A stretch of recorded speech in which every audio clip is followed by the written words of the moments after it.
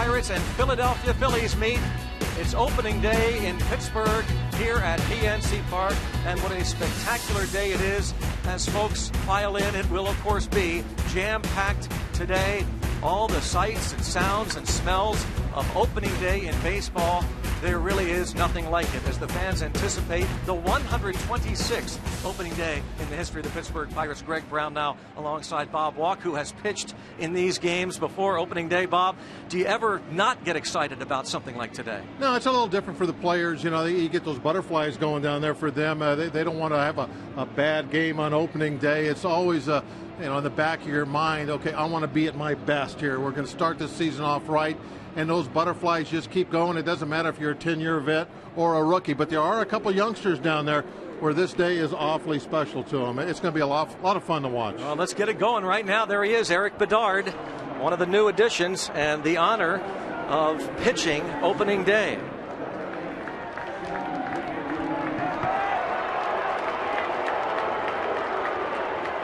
So Victorino will lead things off for the Philadelphia Phillies.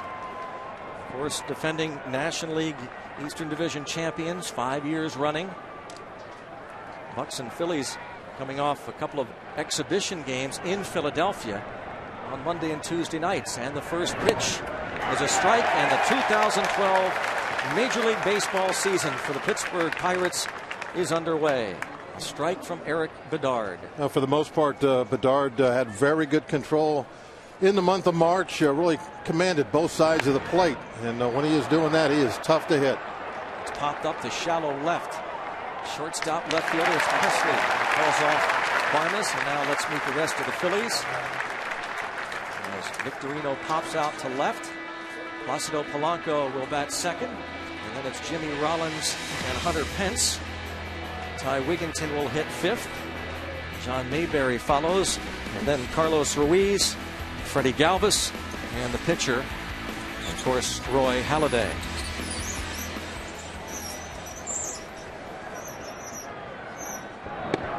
And a strike. It's all about how healthy is Bedard going to be this year. He could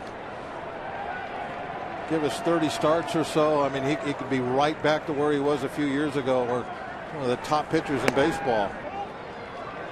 He has that kind of ability when he's out there hitting his spots. I think right away we saw in spring training how effective he can be to right-hand hitters. He stands them up with those fastballs on the inside corner. 1 ball, 1 strike on Polanco. And to center field, McCutchen. Oh, nice start for Bedard. 2 up and 2 down. Couple easy outs.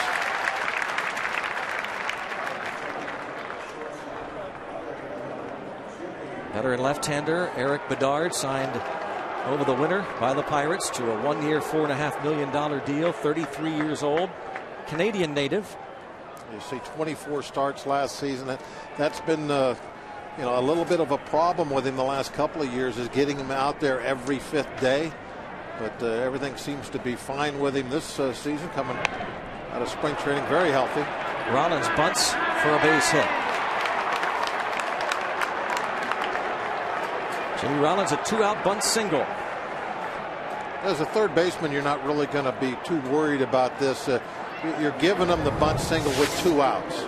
See how deep Alvarez is playing, and this is also is called from the bench. They're going to concede a bunt base hit with 2 outs in order for the third baseman, Alvarez in this case, to play deep, to give himself some range to maybe cut off an extra base hit to the foul line. So that's no big deal, although Rollins is a base stealer and he can turn a bunt single into a double. Now it's Hunter Pence. Strike. Good breaking ball. You really get a true picture of the way that curveball breaks when you're looking right dead over his head with our center field shot. How about that look this year, huh? The true center field camera. This is going to be so much fun. Inside. 1 ball, 1 strike on Pence. You could sit at home and do a lot of umpiring yourself now with that center field shot. You're looking right down the barrel. As we said, you're getting the the true picture. The shot from true center. Another strike, 1-2. Perfectly placed right on the corner.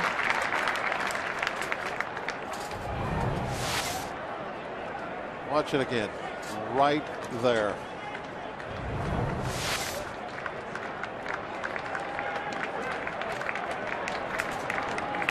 1 ball, 2 strike count.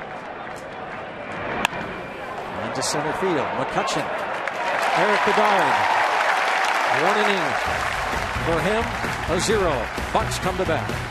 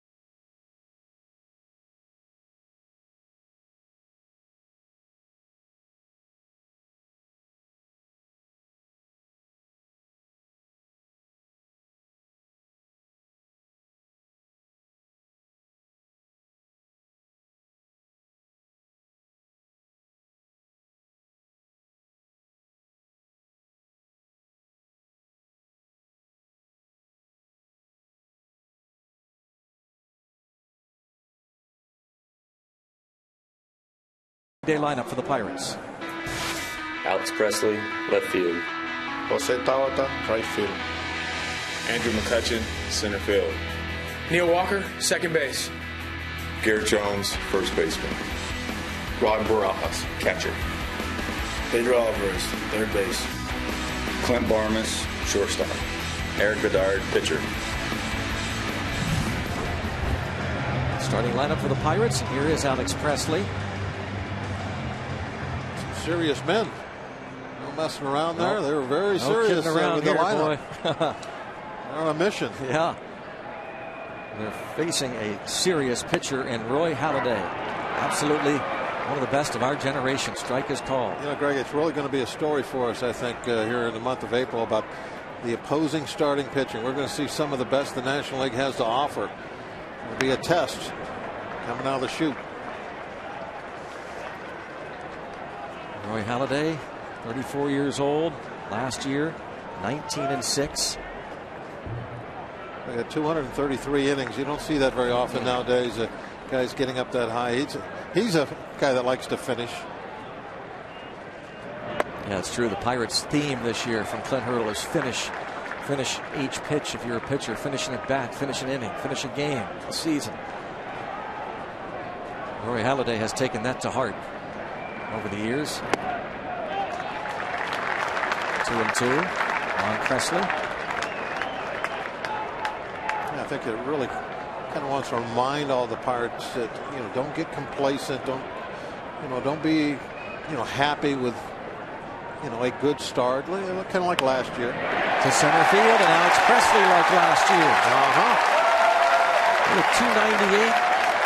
Didn't play a whole season in the big leagues. When he got called up, he was really a spark plug for this offense. Halladay leaves a breaking ball upstairs, right a little bit above the belt, and just a nice pitch for Presley, who's probably being a little defensive. He's got 2 strikes on him, so he's sitting back a little bit, and he just whacks a little line drive out in the left center field.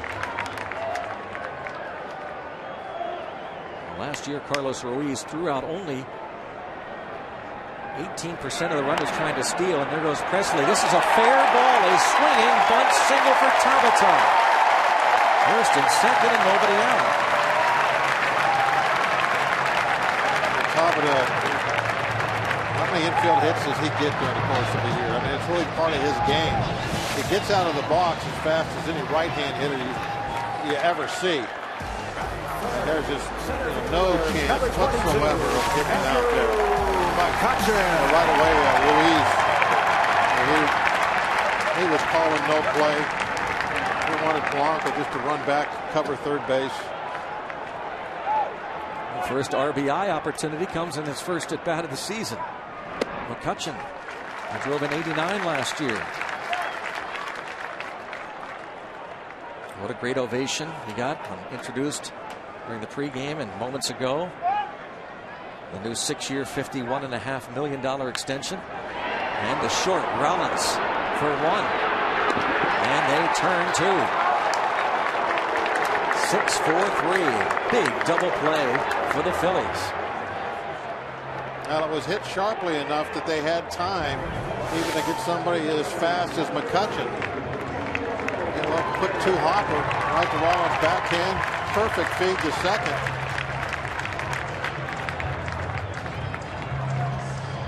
They are, in some people's minds, the best team in the National League, and they're that for a number of reasons. They have a lot of pieces, defense, pitching. They can score runs. And they just put a little defense on display there. That was a very nice play. I thought Rollins, he was really the guy that set that up. Not only got the backhand, but the feed was perfect. Three-time Gold Glover Jimmy Rollins working with Freddie Galvis. And Walker a fly ball toward left. And into left center. Pretty well hit, but that's the big gap. And the catch made by Mayberry. We played one. Phils and Bucks scoreless.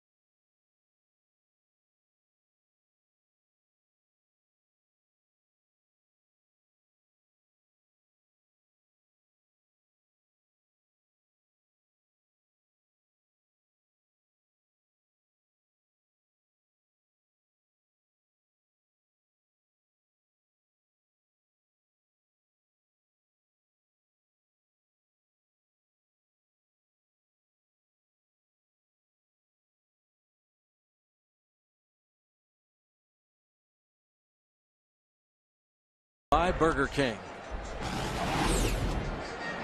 here at PNC Park. 0-0 after one.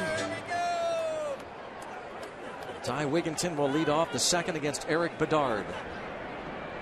That looked kind of like a little old school toy of some sort there. It's been around. Pirate doll. Wigginton up the middle, kicks off the side of the mound. And a nice play. And they got him as Garrett Jones stayed in the bag. Neil Walker far to his right. Well, the Pirates playing a little defense themselves. That was a very difficult play for Walker. A long, long ways to go for this ball. Look at that. He is well on the shortstop side, out on the grass. Excellent.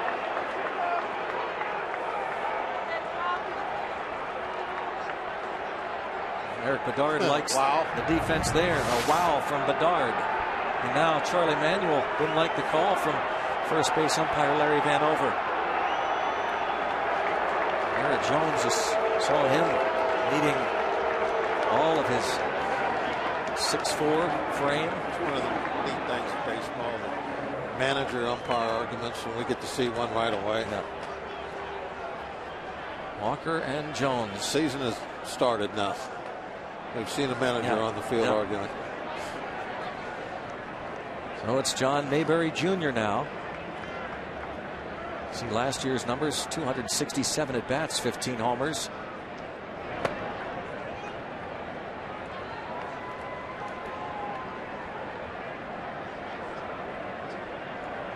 Former first-round pick of the Texas Rangers.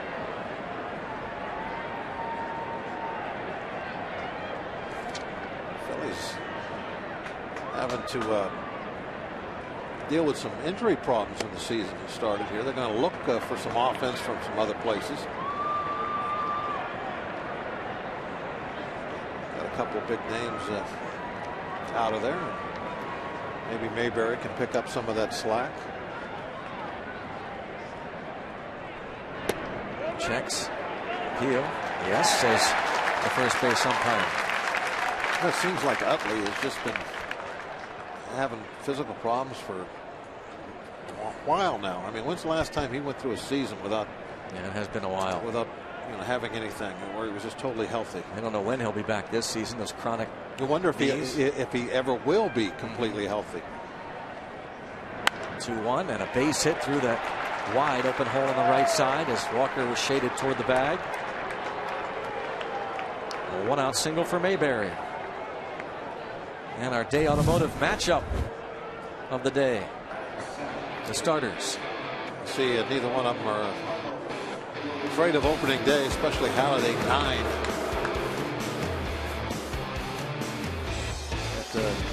Eric got the selection. He's done it before, a little experience. I think probably they were looking at Karstens maybe as an alternative. One with the veteran Bedard. And with 1 out, he faces Carlos Ruiz.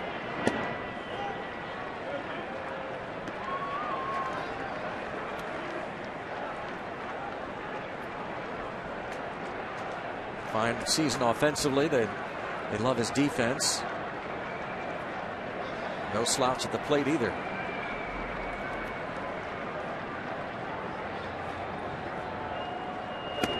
And normally the catching, they're held to a little bit lower standard as far as offense than other positions. If you can do a good job catching, if you hit 250, they'll be happy as heck with that. It's just something that has always been in baseball. It's how a shot of Barajas and hopefully give us a little power from behind the plate this year. But there's some positions that they'll sacrifice some offense for the defense. Catcher definitely one of them.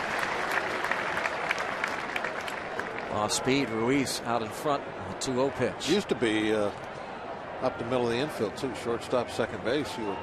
You'd say, I would like that nice defense, but I think that changed probably about 20 years ago, where especially with that shortstop position, you saw some real dominant guys come up that were big time offensive players that also were shortstops. And now 3-1 on Carlos Ruiz. Went too far away ago, Greg, that you'd have people describe somebody that's a light hitter as, well, that guy hits like a shortstop. Yep. They don't say that anymore. It's a little passe. 3-1 count. In on him, popped up. Shallow right. Walker won't get there. Maybe a chance at second, but no, as that ball trickles away from him. If he could have barehanded it the first time, he had a shot. As Mayberry was being very conservative. Mayberry thought he was going to catch that ball. He didn't read it too well. Great pitch right on the hands. There it is, a little pop. Look at Mayberry. He's like taking a big lead is all. And now Walker tried to barehand it. He couldn't make the pickup. If he would have got that, I think he had Mayberry on a force play at second. Now the first threat for the Phillies here First and second, one out. The batter, Freddie Galvis. Now, we got a lucky hit with that swing and bunt. Now they got one. Well, they got a double play. Galvis, good speed, switch hitter, batting from the right side. He's just 22 years old. Talking about Chase Utley being out for who knows how long. And Freddie Galvis, who hit 280 this spring, a career 246 hitter in the minors for the Phillies. 14 RBIs in spring. That's not too shabby. Charlie Manuel,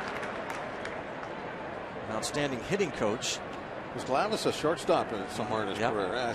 You know how you can tell. Number 13, Venezuelan. That's right. Got that 13 on his back. Manuel feels confident that Galvis can hold his own at the plate. Bounce towards short. That'll be smooth. It is the double play.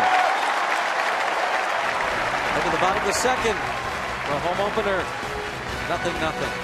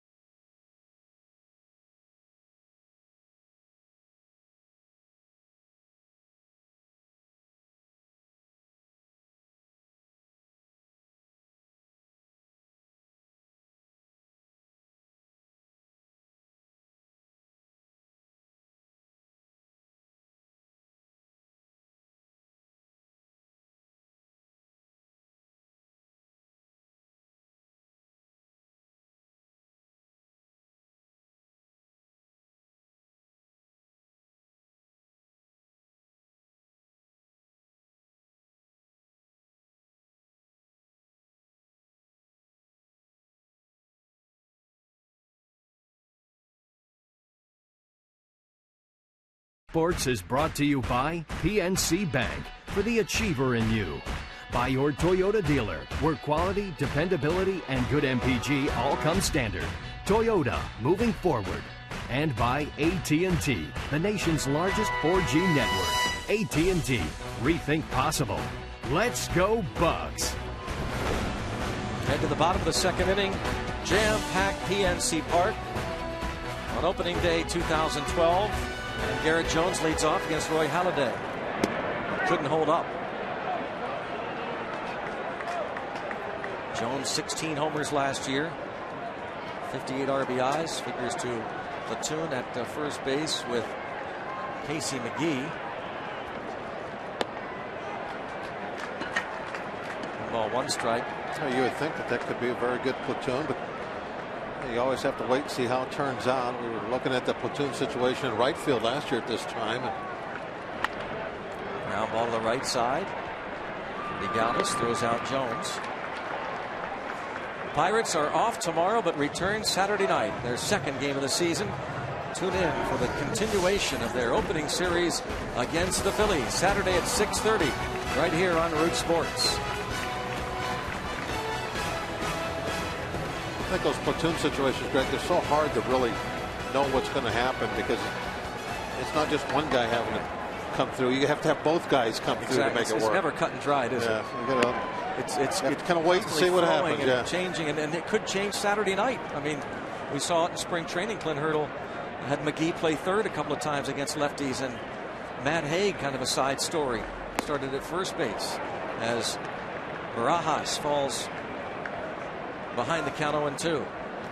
I just, thinking back to last year with Diaz, thinking, okay, this is on paper, this thing looks great, and it just didn't work out. So Just have to wait, be patient, see how the first base situation evolves this year. There's Matt Haig. What a thrill for him. This has got to be a huge thrill for him to be out here. The opening day is always special to the players, but for somebody like Haig. A dribbler off the end of the bat, easy for Halladay. And now the man who was under so much scrutiny in spring training will face Roy Halladay. Nice warm hand from Pedro.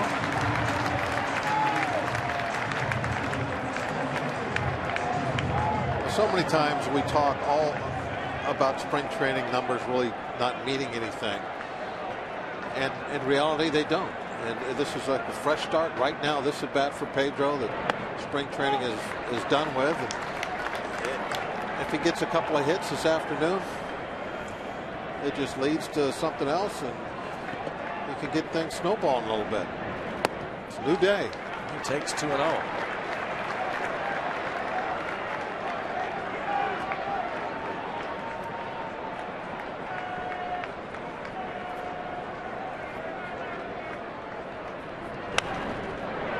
Something out of play, 2-1. They got a good pitch that time to hit 2-0. That's when you kind of really can cheat a little bit, hunt fastball. Here it comes. You can see Range Resources had that right on the inside part, about belt high. Oh, I don't know about that one. Called strike. Brian Gorman. Watch the Range Resources strike zone. You're right, Bob. Outfield, outside of the camera shot we have right over the top is really going to erases all doubt, doesn't it? It's a true picture of the strike zone, every sense of the word. Right down the center. 3-2 now on Alvarez with 2 outs and no one on. A scoreless game against Roy Halladay. Stays 3-2.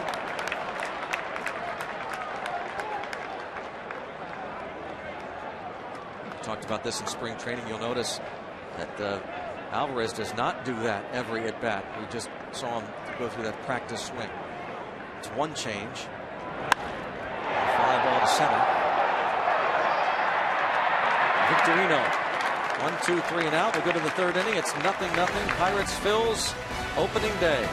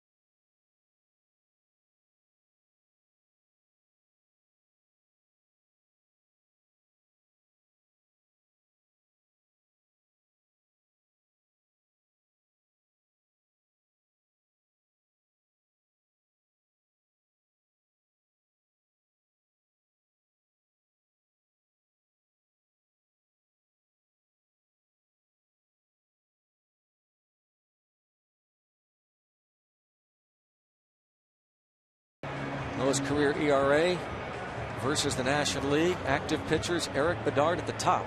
I gotta like that, huh? Look at those names. That's the thing. Bedard, Baltimore, even in Seattle, kind of under the radar. A lot of it had to do with not staying healthy, of course, but it was a big deal when the Red Sox made the deal last summer for him at the deadline. Strike on his mound opponent, Roy Halladay.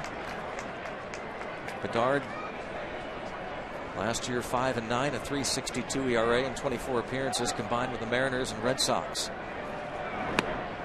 Out in front 0-2. Halladay hit .122 last season. 9 hits and 74 at bats.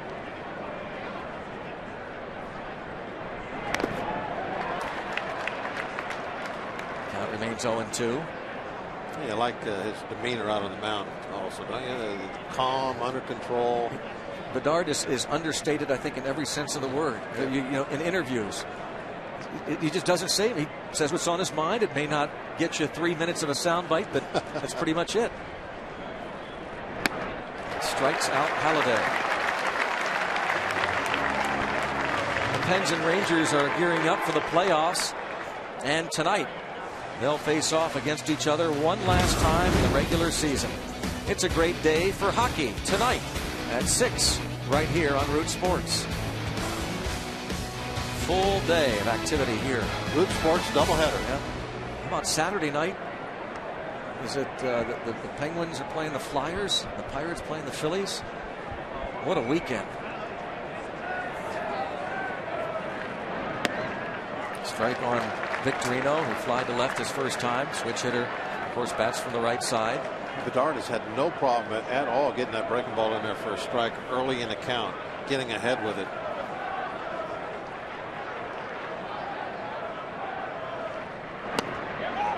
They tried to backdoor that one a little bit. Barajas, you see him move right out on the outside corner. He did not want to strike, just wanted to try and just shave off the corner.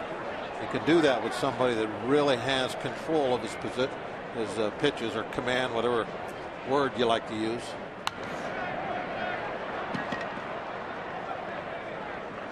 A 1-2 strike count on Victorino. Some guys will say control is being able to throw strikes.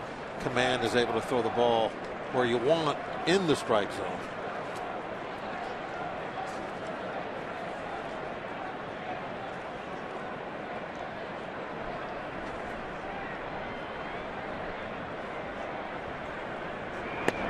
Struck him out looking. And that's the pitch that he gets so many strikeouts on. Right-hand hitter, fastball, inside corner. Now, why is that, Bob? Everything's away, away, away, and then boom, it surprises him. He puts it right there in the corner of the strike zone. They can't pull the trigger soon enough to get the head of the bat to that pitch. There's no way. They're looking for that breaking ball, the backdoor, breaking ball, the fastball, away, the changeup, especially away. You see a couple of those, you can't cover both those pitches. If you want to cover the outside slow stuff, you can't hit the fastball inside. Oh, that was pretty. Sheesh. And now, is he setting him up for just what you talked about? Well, he certainly could be. I mean, he's got. Why not? He's got options everywhere. He huh? can stay out there, or he can go on that inside route. See, he got a little bit of a call there. I'm betting he goes inside. Comes with a breaking ball. See, that's the first one really he's missed with him, and he wanted to. He was looking for a chase there. He wanted to throw a back foot breaking ball, and he just got it down in the dirt too much. If you get the deuce in the dirt to hit right in front of the glove, sometimes you'll get a swing, but not out there in front of the plate, unless it's maybe a pitcher hitting.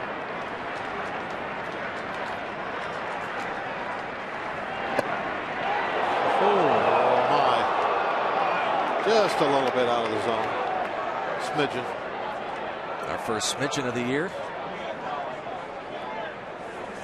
Umpiring crew: Brian Gorman behind the plate, Larry Vanover, Tony Randazzo, and Todd Titchener. How about a fastball inside corner now, Greg?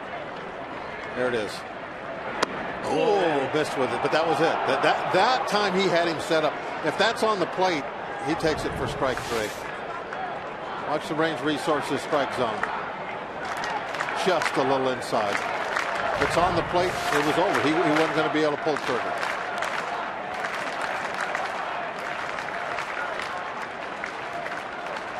Three and two with Rollins on deck. Chop to the right side. Eric Bedard has a 1-2-3 top of the third. We'll talk to general manager of the Pirates, Neil Huntington, in the booth with us next. 0-0.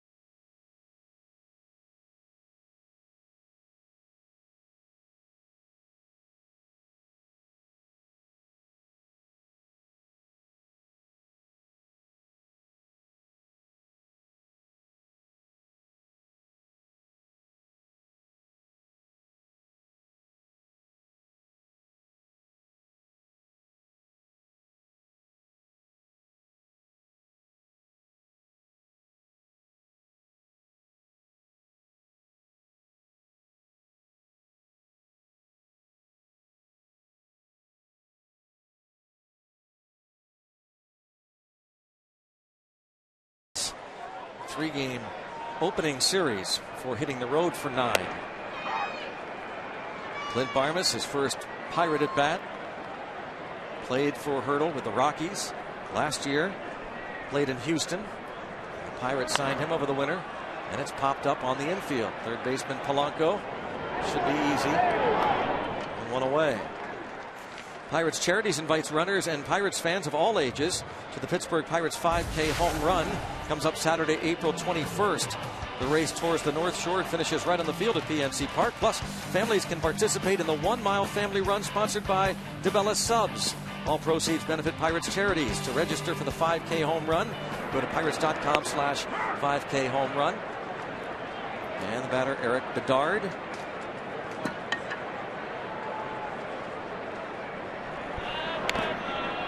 Ball's fouled off. Bedard, in terms of his hitting, a .250 career average, 5 for 20.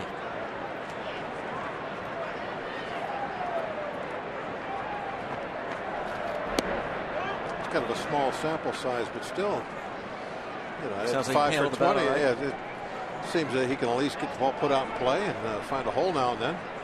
Obviously, he'll get more at bats than ever now. He's in the American League. He fouled off.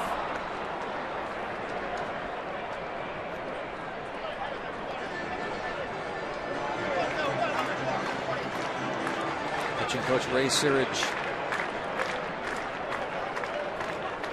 What a great job he did last season with this team. And had those, especially the starters, just doing an unbelievable job compared to the year before. Just huge change. Foul tip into the catcher's mitt for a strikeout. First K for Halladay. Now on the top of the order, there's Charlie Morton, who should be ready to go in the rotation on April the 14th in San Francisco. He's going out to India for a start here in a couple of days. But the starting rotations ERA went from somewhere in the 5s to like mid-3s. I mean, that's just phenomenal. And that is why the team was in the standings where they were. It was all about that starting rotation. It's so important. Alex Presley singled his first at bat. Bucks had runners at first and second, nobody out, and then Andrew McCutchen hit into the double play. For Neil Walker, flied out. A 1-2-3 second inning for Halladay. And he's threatening to do that again here in the third, but he falls behind Presley. 2 balls, no strikes.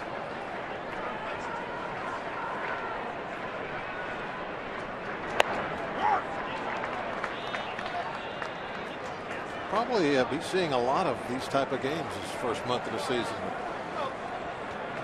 Low scoring. Pitching is going to be very tough, and hopefully we'll pitch right with them. Alves on the first. 1, 2, 3 go the Bucks. Through 3 innings. Phillies and Pirates, 0-0.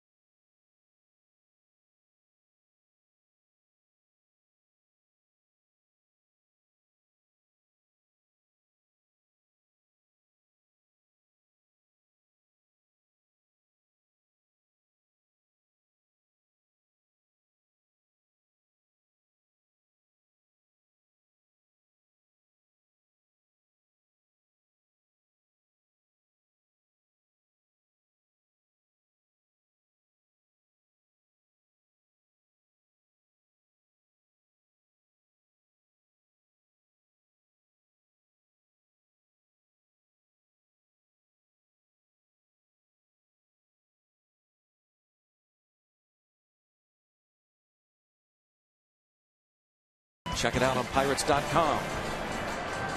Just a 3-game series to open the home schedule. We said the Pirates will then be on the road for a while. Beautiful day, great sights of this fabulous ballpark. Jimmy Rollins, the bunt single in the first inning after 2 were out. Takes ball 1 from Bedard.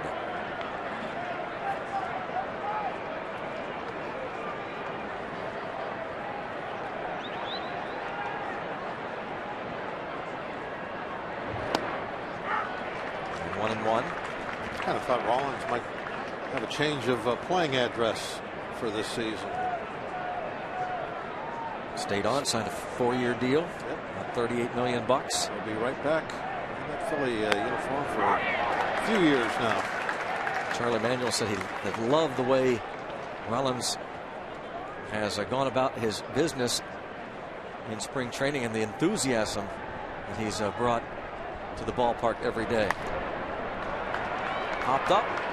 Walker and Barmes. It's Walker.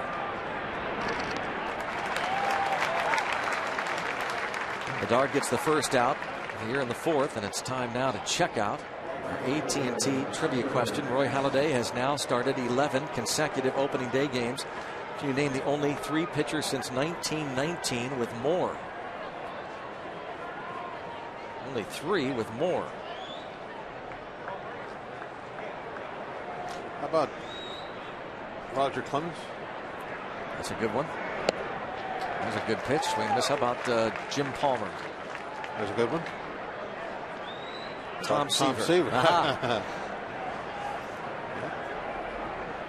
Those would be my 3 guesses. 0-1 pitch toward third. And Alvarez. Hence is retired. They're not giving us very long to make our guesses. That's okay. Chop and throw. How about Bob Gibson? Oh, that's a great one. How about Blas? Would he have started as many as 12? I think he had 11 maybe. Let's see. Steve and Tim on the radio side. Bob Feller. Warren Spahn.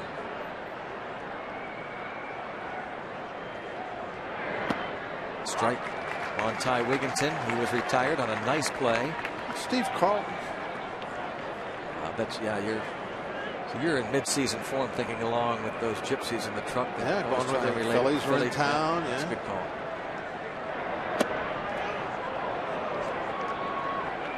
On a strike. Jim Bunning.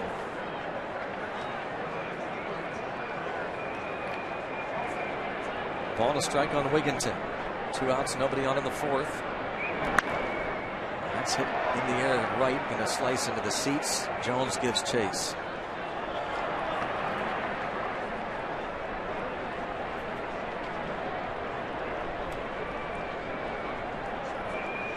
Opening day is so special here in Pittsburgh. 126th opening day in the history of the Pittsburgh Pirates.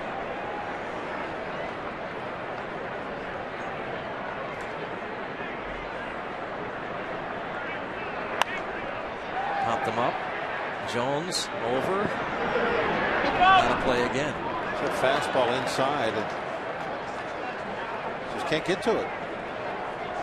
But you can't take it, especially with 2 strikes. You'll just be walking back to the dugout. There it is. Sets up right there. Can't quite get the head of the bat out in time to get it put in play. Eric Bedard making his Pirates debut this afternoon. Former 6th-round pick of the Baltimore Orioles in 1999. Yeah, you see a lot of lefties with Eric's stuff. You know, he's not really exceptional hard thrower or anything like that, but his ability to nail that inside corner to right-hand hitters makes all the difference in the world, and what separates him from your average left-handed pitcher. Hit to left. Presley a long run. He's going to get there. It's a 1-2-3 4th inning. 0-0 after 3.5. Tailgaters are out here on the North Shore, enjoying the Bucks.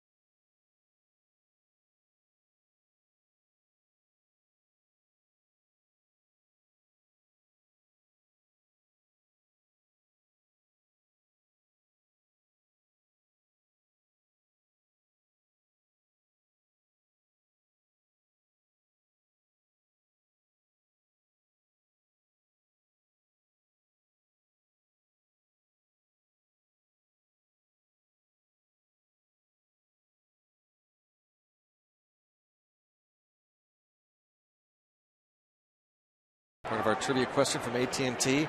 11 consecutive opening day games. The only 3 pitchers since 1919 with more. Bob and I threw out a handful of possibilities. We'll get the answer here. And after this pitch, 0-1 count as Tabata had the swinging bunt single his first time. He's now in the hole 0-2. Is Carlton one of them? No. Jack Morris, Tom Seaver, Robin Roberts.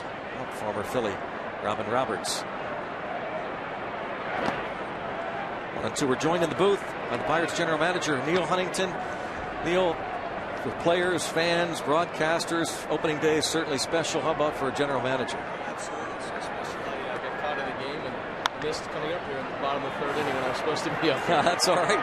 Ground ball, and the tag is made over at first base by Wigginton on a close play. Wigginton had to leave the bag. It brings up Andrew McCutchen. So it's nice for it to finally be here, though, isn't it, Neil? All the stuff now behind us. Without question, this is the enjoyable part of our job, to be able to watch the baseball game and to be able to watch the work that so many good people did in the offseason to get us to this point. It's one of 162. We're excited about this season, where we're going to go, the step forward that we believe we're going to take, and it's fun to watch it play out from day one all the way through the end of the season. A lot of difficult decisions to make going down the stretch in spring training.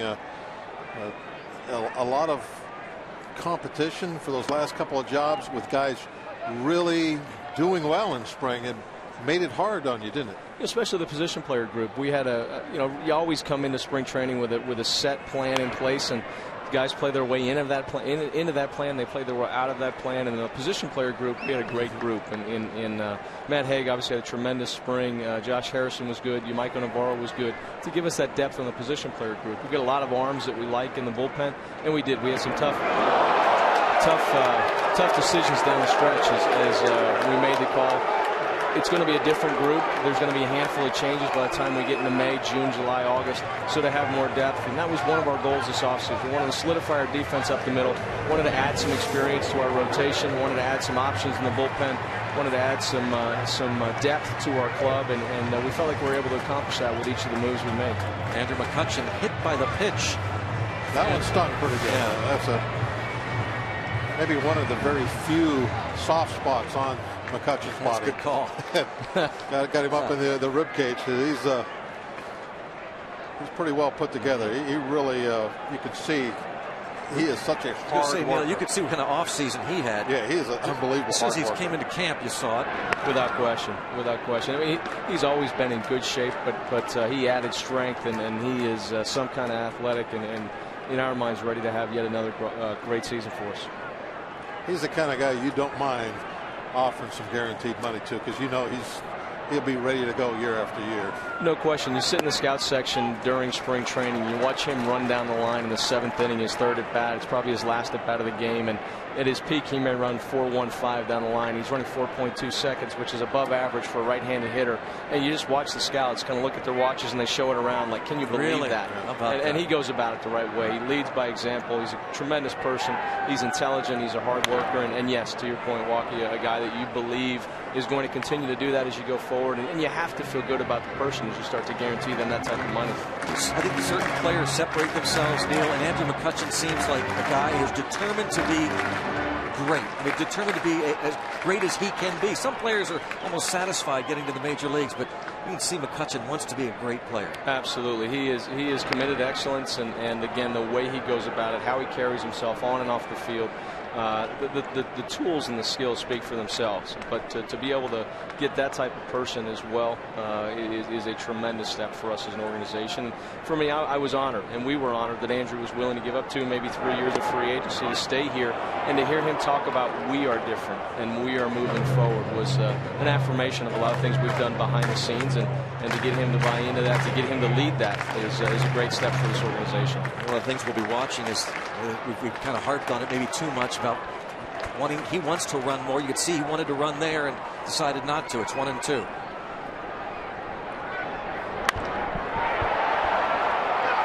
Shot to left. Mayberry got back there, those long strides, reached up to make the catch. That's a PNC fly out there. Yeah, that is big left field. That is, and you know, Neil can drive the ball to all fields. We're looking for Neil to have a big year. You get Presley, Tabata, McCutchen. He's going to come to the plate with a lot of traffic on. And Andrew's trying to be a team guy. He doesn't want to get thrown out in front of your four-hole hitter. We don't have Albert Pujols. Andrew needs to get in a scoring position, and Neil's going to dump some balls in there. He's going to drive some balls to the gap. He's going to drive some balls out. But if Andrew can get in the scoring position, that's going to be a better spot for us. Broken bat, bouncing to the right side. I guess you could call it a testing here in this first month a lot of quality starting pitching on the road in front of us coming out of the chute. There's going to be a lot of games like this afternoon where you're going to have to really pitch well, play a good baseball game. At least that's what I see. You see the same thing? Absolutely. We're going to have to execute. We're going to have to move runners. We're going to have to score runners when we get the opportunity. We're going to have to handle the baseball defensively. We're going to have to be smart on the bases. If they give us 90 feet, we're going to have to take it. And there's no doubt we're going to have to pitch well. And we've got a tough stretch to open the season. You've got to play them at some point. And if we can fight through this and keep our head above water, it's going to make the rest of the season that much smoother for us. Well, it really sets you up for a good beginning. Absolutely. And if we get off to a tough stretch, well, we know we've gone through the toughest stretch of our season. We battle and dig ourselves out. Neil, thanks so much. Have a great year. Thanks, Brownie. Thanks, Tim. Thanks, Mark. Neil Huntington joining us. Roy Halladay, Eric Bedard matched in a scoreless tie.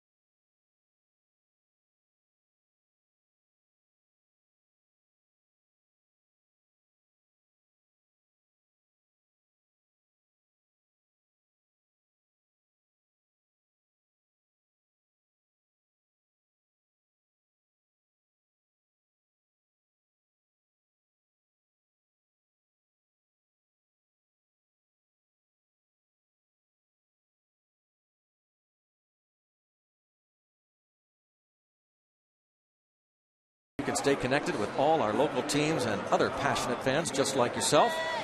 So what are you waiting for? Show us how you root on Facebook, and let's go Bucks.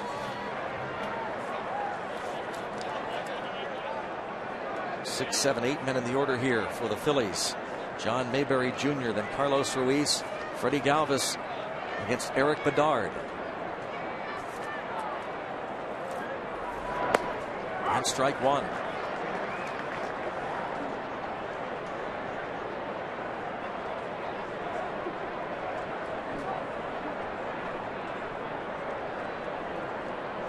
That hole to the right side, not quite as big as it was last time Mayberry was up.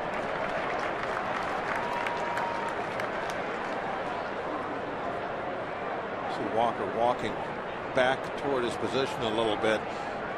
He was pretty close to playing dead up the middle last time, and Mayberry was able to take advantage.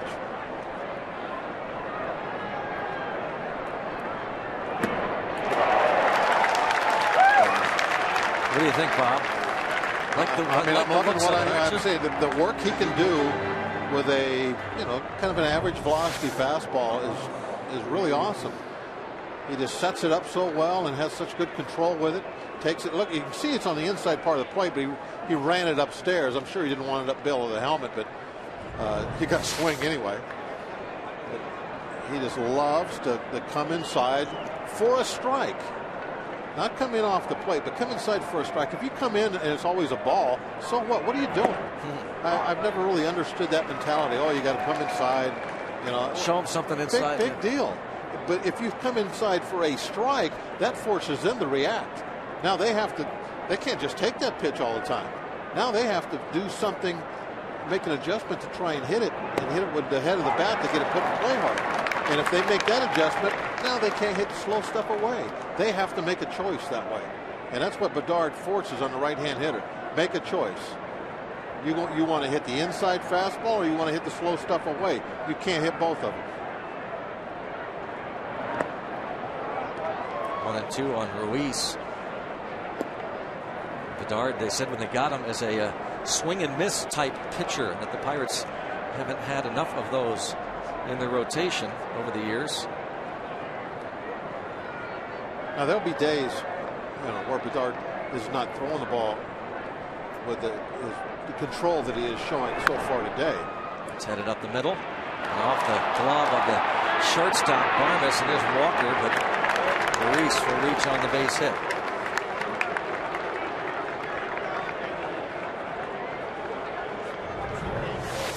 Hasn't been a whole lot of offense this afternoon. There's been a number of just little weak hits, the ones that have fallen in. Little jam shots, a swinging bunt by Tabata, and now this little ground ball. Kind of a seeing eye job. Freddie Galvis hit into an inning-ending double play in the second, right at the shortstop Barmes.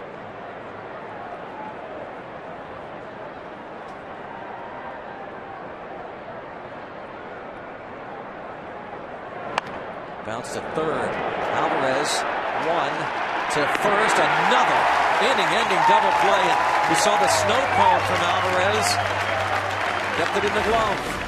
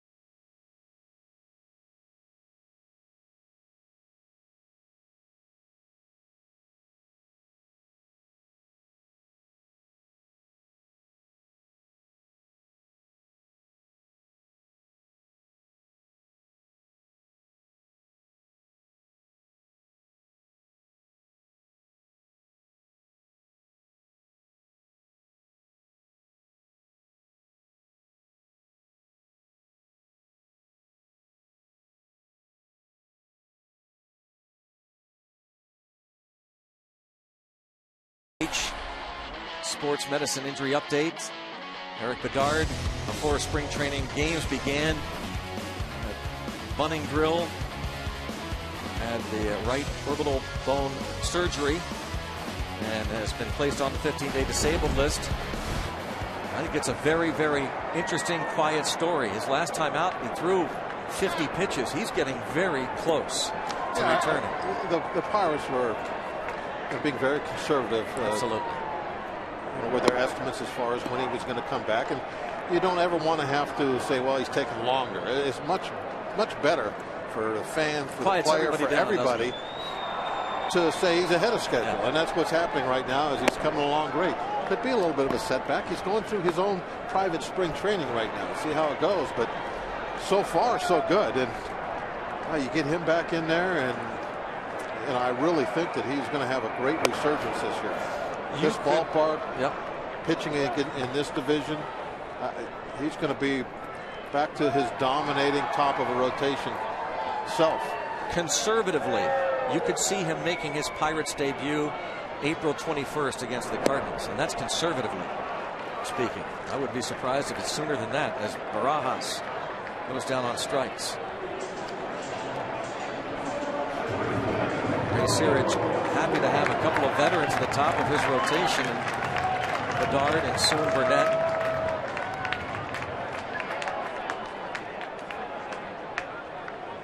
This has to be the deepest starting rotation has been in a long time. I would think so, because we talk about Morton joining the club perhaps as early as the 14th against the Giants to become the 5th starter. Right around that time is when Burnett's going to be chomping at the bit to get in there. As Alvarez, it's a fly ball toward the line and left, and that'll be a foul ball. And you've got Brad Lincoln will be stretched out certainly down in AAA. There's Charlie Morton. Yeah, I was kind of surprised that Lincoln was pitching out of our bullpen as late as he was in spring training, thinking he needed to be stretched out. But then again, you probably don't need a Brad Lincoln to be stretched out until maybe May. Let's just cross our fingers, because you have actually extra starting pitchers at the big league level that you're not even using right now. So it's a scenario that the Pirates haven't had in a long while.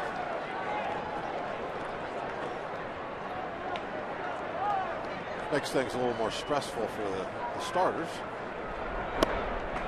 They could count to 5 just like anybody else. Say, starters beware, because soon Burnett joins the rotation. Someone will have to go, and as you said, it's a good problem to have. 2-2 on Alvarez. Halladay gets him. He'll complete the strikeout.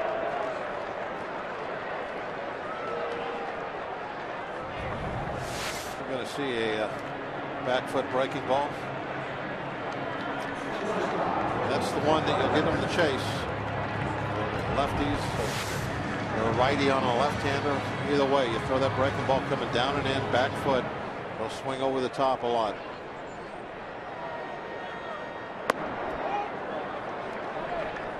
Halladay was up in the strike zone at first inning with a lot of his pitches. Not so much now. Able to get it, put the ball down. Vargas a drive to left field, sending Mayberry back, and Mayberry hangs on. Another PNC flyout. That's a home run in a number of places. Glenn Vargas thought he might have had his first. Would have given the Bucks a 1-0 lead.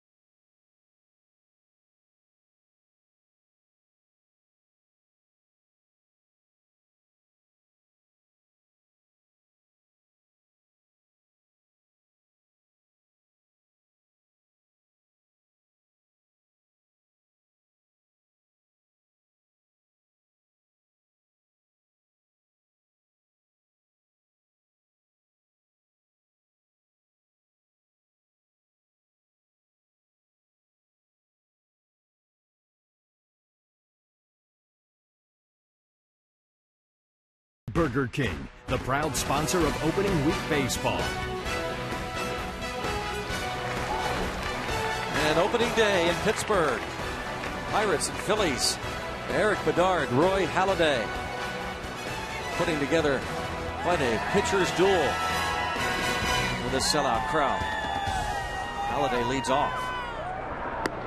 And another little sidelight to that double play that Pirates are able to get. Is now you have Halladay leading off the inning. Always important to have that pitcher leading off. Hopefully you can start the inning with an easy out.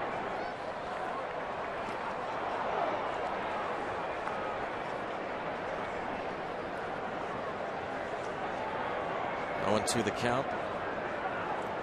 Eric Bedard broke into the big leagues with the Orioles in 2002.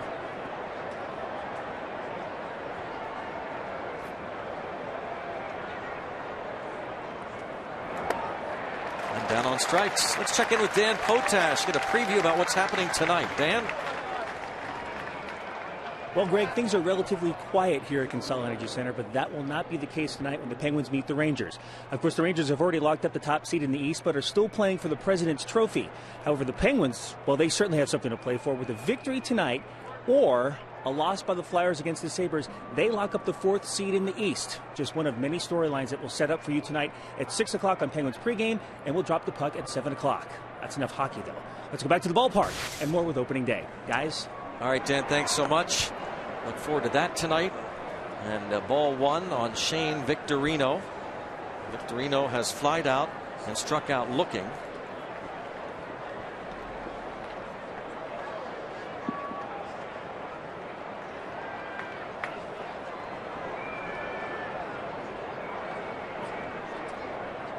One ball, no strikes. We are going to be joined here shortly by the gentleman who threw out the ceremonial first pitch. What an inspiration, what a true American hero Jeremy Feldbush is. If you were watching our pregame ceremonies, he's a former Army Ranger with the 3rd Battalion, 75th Ranger Regiment in Iraq. And while in service, his unit came under fire. An IED exploded. He was severely injured, but not deterred, as he has led the way. And Jeremy, thank you so much for being with us. And I mean, you just threw an absolute strike. Well, you know, I think I put a little bit of a curve on there. I wanted to confuse the batter too. So. Well, thankfully your catcher Charlie Morton was able to handle that nice breaking ball. That was very well done. But he did good. It was right at the hips too. So from what I was told, but it was nice to be out there and put one across the plate for the home opener for the Pirates. 2-1 count on Shane Victorino. And let's take a look again at this pitch from Jeremy Feldbush. His father, Grace, helping him out. Yep, threw the curveball for a strike. Was that a one-line or a two-line curveball that I threw? Bob's the expert on the breaking balls. What do you think about that, Mr. I Walk? think that was a one of those 12-6 curveballs. It looked like it just fell off the table right there at the end. It definitely started out on an 0-1 count. You brought that one right in there. That was something to see, and I want to say it is an honor for me to have you on the air with us. This is a great day, made greater by your presence. Well, thank you, and it's a definite pleasure to be here. Not only I got to thank Bob Nutting, the owner of the Pirates, for inviting not only myself and my family and fiance down here today, but to shine for the Wounded Warrior Project too. And start another wonderful season here for the Pirates here in Pittsburgh. In the booth with us, Jeremy Feldbush. And there before the game, he is shaking hands with Pirates chairman Bob Nutting. And the work that you and your father have done, the Wounded Warrior Project, it's just absolutely fabulous, Jeremy. The nationwide attention that's gotten, and the work that you've done. Fly ball to center field, 2 outs. Tell us about that. Well, I actually started volunteering with the Wounded Warrior Project in March of 2004. And I wasn't, according to my doctors, which apparently I don't like to listen to, wasn't supposed to be doing anything for 2 years after my injury. And that was coming home in June of 2003. So I don't listen very well. I've got to get out there and help out our service members for the sacrifices that they're making every single day. Even today, and help them out. And my father has been working for the Wounded Warrior Project now for over 5 years, and he's the area outreach coordinator for the state of Pennsylvania. Safe call there as the ball got away from Walker. Looked like it would have been safe anyway. The steal for Victorino with 2 outs, and the batter Jimmy Rollins in a scoreless game. Well, you see the play again. Was a good throw right on the money, but just going to be a tad late, even if Walker was able to hold on to it. Victorino just getting that left hand in there in time. Runner at second, 0-1 count, 2 outs, 0-0 in the 6th. Eric Bedard facing Jimmy Rollins. A lot of times in baseball we talk about, and we were talking earlier about McCutchen leading by example, and you certainly lead by example of of how you should really treat your fellow man, and regardless of what happens to you yourself, everybody in this country has to look up to someone like yourself. It's an amazing story. Well, I guess some people have to look up because I'm a little taller, but yes, you are. That's for sure. You're right, Jeremy. Most people do look up to you, literally. And I guess some people have to look around me since I've developed this belly too. But nonetheless, it's an honor to volunteer doing what I do to help not only just the wounded service members but their families as well. And our greatest casualty, our motto that the Wounded Warrior Project goes by day to day, not only here but also in Germany, where we're partnered with the USO, is the greatest casualty is being forgotten. Ball is popped up, and the shortstop Barbers will make the catch. Jeremy Feldbush, thank you so much for the work that you've done, the service for our country. You really are an American hero, and you're one of us. You're a Pittsburgher. Thank you, Jeremy. Thank you. Thank you, Jeremy. Can I say one more thing over the air or no? I'd like to say you can find out more about the Wounded Warrior Project and everything that we do at woundedwarriorproject.org on the internet. Jeremy Feldbush, thank you so much. Thank you.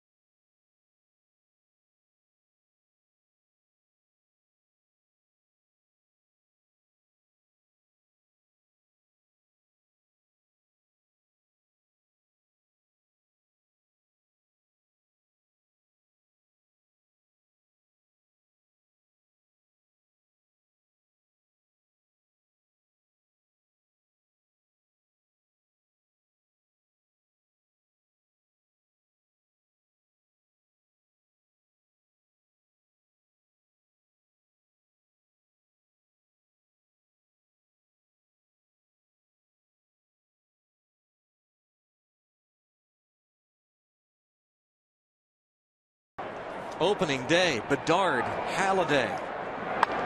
Pitcher's duel. Bedard lines one toward left center field, and catch is made out there by Victorino. Check out the Coors Light freeze cam. Neil Walker, fine defensive play. Going far to his right. Robbing Ty Wigginton of a hit. Yeah, really did a great job. And Greg, with this type of a ball game, you know it's going to be won or loss on a great play or somebody making some kind of a mistake. It's getting down to that, and neither one of these pitchers seem to want to give an inch.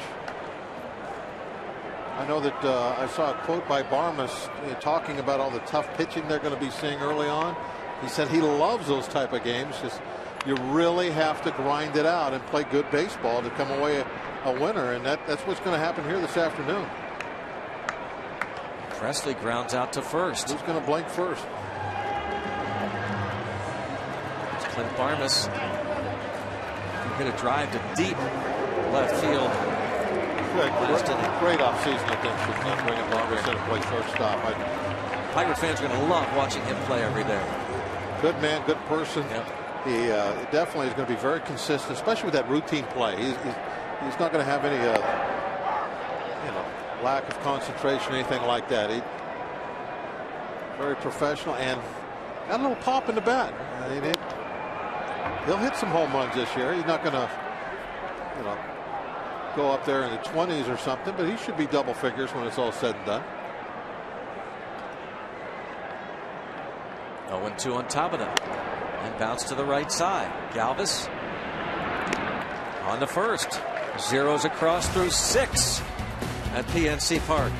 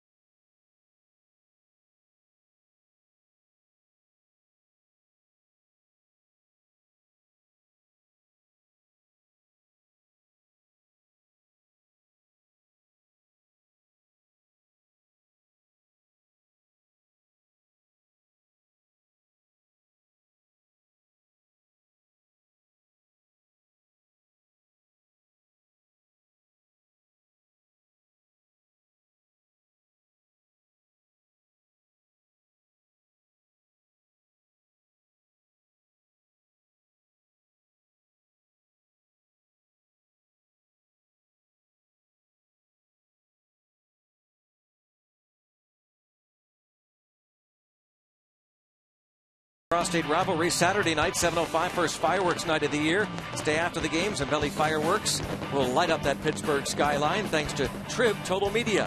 For your tickets, go to Pirates.com. Fireworks night Saturday. Hunter Pence, fly ball to McCutchen. 1 pitch, 1 out in the 7th inning. You know, there are opening days and there are opening days, Bob. Yeah, this one this is a classic right now. This is flying by pretty good here. Just 6 hits total. And like I said earlier, I think we're going to see this type of baseball quite a bit in the month of April with the pitching that we're going to be seeing, and hopefully we'll pitch right with them. Maybe not 0-0 games, but a lot of 3-2 type scores. A lot of good baseball. Well, this has been so much fun, and it has breezed by. It's a typical Roy Halladay game, and maybe this will be pretty much what we get out of Eric Bedard most nights. Oh, I think it will be, as long as he stays healthy. Why not? You look at his track record, which is something we talk about a lot with pitchers. That what have they done in their careers? And he's got a track record when he is healthy of being one of the best guys in the league. This is typical the way he pitches when he's out on the field. Last, 3 seasons? He hasn't been out there as often as he would like. Got our fingers crossed. This will be a good, healthy year for him. Ty Wigginton at the plate. He's grounded out and flied out. 1 out in the 7th inning of a 0-0 game. Phillies with 4 hits. The Pirates 2 hits off Roy Halladay. About the 2-0 count.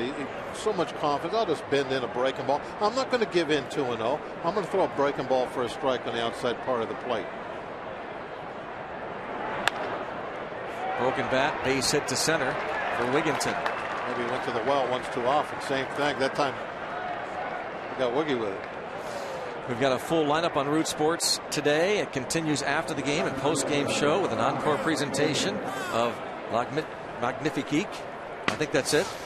Is that it, Bob? Yeah, Greg. Magnifique. I should be asking you. Le Magnifique. Mario Lemieux statue dedication and ceremony today at 5 right here on Root Sports. French ain't my game. I'm better Spanish. It's not mine either. I don't speak much French at home. Magnif. Is that it? I don't know. Whatever it is. Magnificent. It's a line foul by John Mayberry. Well, a couple of 1, 2, 3 innings for Bedard.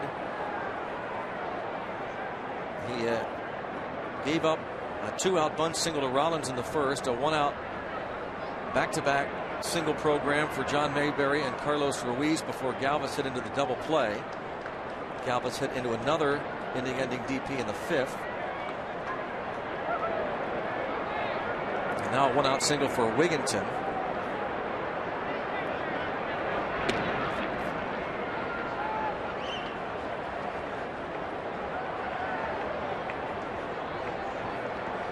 Wigginton doesn't have a whole lot of speed, but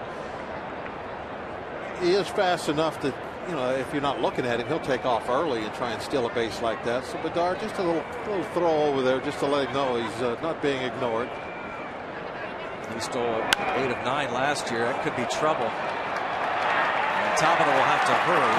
Wigginton does not run all that well, but the ball is held up in the corner, and Juan Samuel holds Wigginton at third.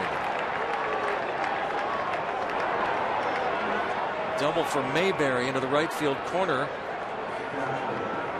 Even though there was just one out, I think if they had a faster runner, they might have rolled the dice on this ball.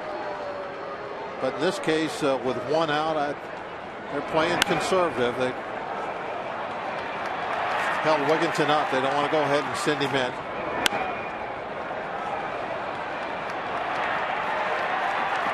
Wigginton made a nice turn around second base. He got himself to third pretty quickly, but still one out, even though it's the bottom of the lineup. First time the Phillies have had a man at third, and now the infield in for the Pirates, trying to cut off that run in this scoreless game. So Ruiz has singled twice. That's one of those book plays. You go by the book. You got to stop the man with one out. You don't want to make that second out at the plate.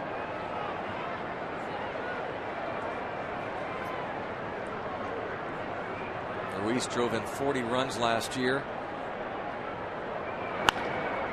Fly ball to shallow right.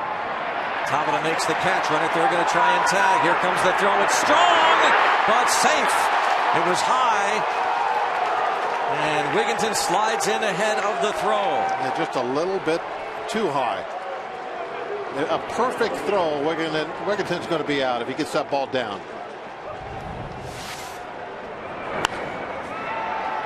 But the ball comes in. In fact, Barajas even has to jump in the air a little bit for this. How about Wigginton sliding also? I was going to say, I wonder if Ruiz, as he hit the fly ball to right field, bringing home Wigginton. Close play, but Wigginton has had some major collisions. Yeah, he has a reputation for going in hard at home plate. No need to there, obviously. Best way to get in there was to do exactly what he did. Go feet first, right for the plate, straight in. Bob, they score one. You've always said Pirates would have had to score at least one also. Exactly. But usually I say that in the first inning. Yeah. When you get later in the game, then it kind of changes a little bit. Don't forget their closer this year is Jonathan Papelbon. It's always my way of putting a nice silver lining on an early run. Basically, as a starting pitcher, it was what I would say to myself as I was walking off the field the first. When you give one up, you think, oh, we'd have had to score one anyway. Ty Wigginton getting the start at first base. Ryan Howard will be out for a while. Yeah, Howard and Utley, they're going to have to look for some offense from some other people. Both those big bats on the shelf. Manufacture a bit of a run here. The double by Mayberry, moving Wigginton to third. 0-2 count on Galvis. And he bounces it to the shortstop. The Phillies score the first run of the ball game. It comes in the 7th inning. We'll keep it right here. The sellout crowd will stand and enjoy Take Me Out to the ball game. For the 7th inning stretch, we invite you now to stand, follow the bouncing Eaton Park Smiley Cookie, and join everyone watching at home on Root Sports as we sing Take Me Out to the Ball Game.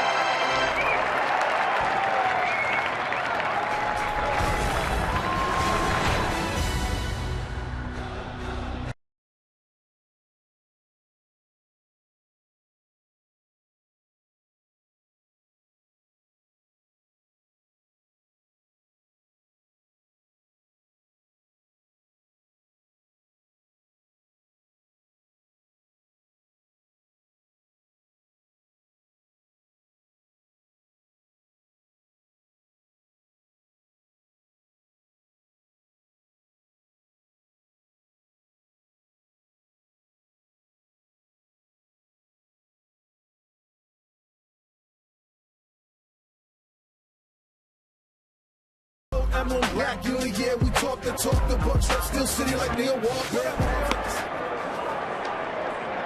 Andrew McCutchen swings and misses. Now the Pirates down a run against Roy Halladay and the Phillies. In the bottom of the 7th inning, McCutchen, Walker, and Jones. McCutchen hit into a double play in the 1st inning with runners at 1st and 2nd and nobody out. He was hit by a pitch in the 4th.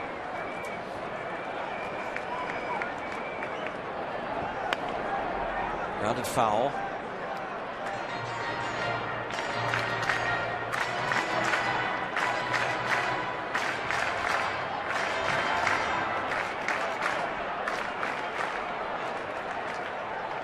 No, Greg, you'd certainly want to answer right here, don't you think?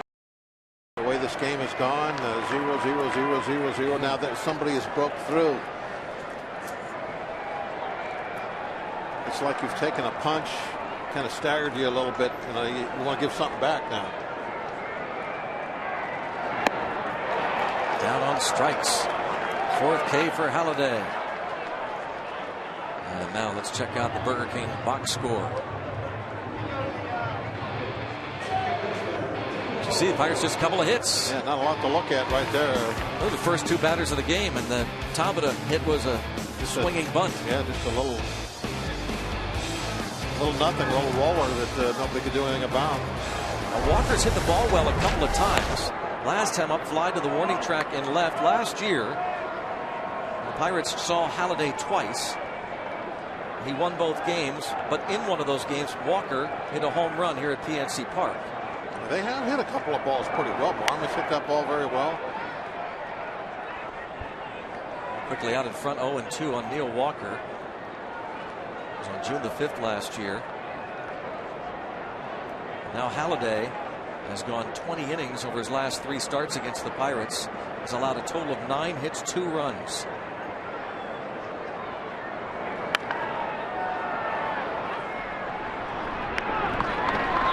And an easy out. Halladay so good. Resop moves into the bullpen. Might be in for Bedard. Garrett Jones has grounded out twice. He comes to the plate against Halladay. Halladay, 2-time Cy Young Award winner 2 years ago. His first season in Philadelphia went 21-10. Last year 19-6.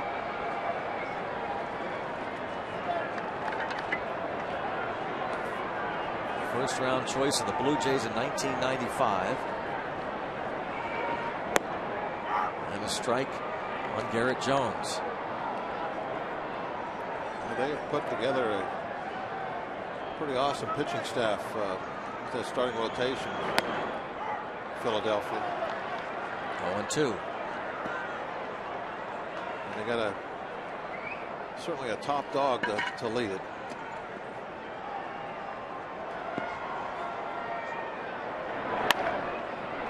Right to the second baseman. Galvis on to first. Halladay is rolling. The Phillies have a 1-0 lead through 7. Opening day.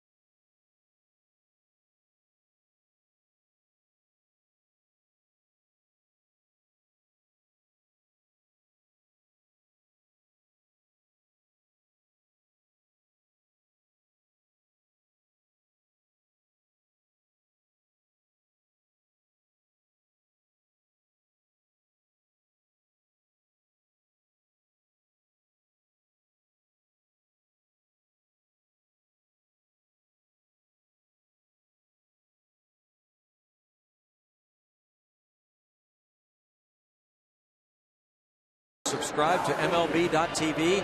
See every Pirates out-of-market game live, online, and on your favorite devices in HD quality. Visit Pirates.com to order and get more details. MLB.tv. Baseball everywhere. Well, a fine start for Eric Bedard to his Pirates career. He goes 7 innings, allows 1 run on 6 hits, and he gives way to Chris Resop. Resop, what he did for us last year. ERA a little elevated because he had a little run of games there where he got knocked around a little bit. That ERA doesn't reflect the way he really pitched the majority of the season last year. His job to keep it a 1-run deficit as he faces Roy Halladay to lead things off. Yeah, Greg, over the years we've had some great food up here in a booth at PNC, but I don't know if I've ever tasted any baked goods greater than the cupcakes we just had. Oh man, I'll tell you, how about Sophie, you said made them? Yeah. Jason Steele's wife? Yes. Wow. Outstanding. Man, thank you for that. Delicious. We're very lucky to have some of the food we have up here. And some new food items available to fans at PNC Park this year.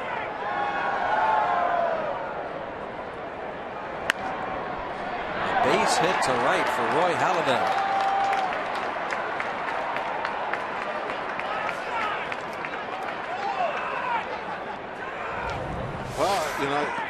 You like to have the pitcher lead off so you get that easy out. This is the bad part of that. If he does get a base hit, now it's like you're starting the inning with a runner on in the top of the lineup. So there is a downside to that pitcher if he gets a hit.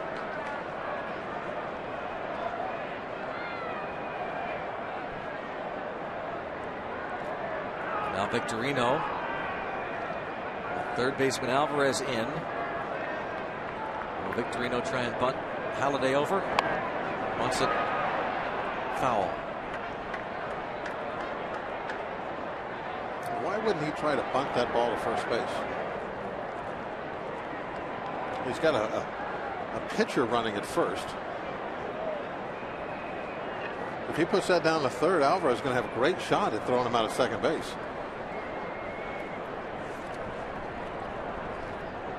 If you got a real fast guy at first base, it's not as critical. But with somebody that's not really much of a base runner, which I don't think Halladay probably is, the bunt certainly has to be a good one to the correct direction. Not showing bunt this time. I don't think Charlie is a big believer in the bunt, is he? No. He's a hitter's manager. Somebody asked him in an interview, I can't remember his answer now, but I remember the question. Would you rather win a game 2-1 or 8-9? And I think Charlie liked the 8-9. I'm sure. So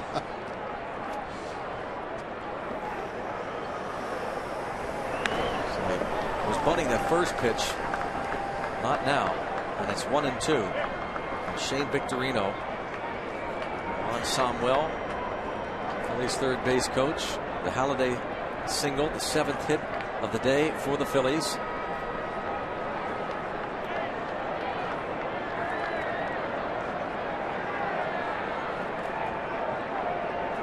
No one out. Resop, who appeared in 76 games last year.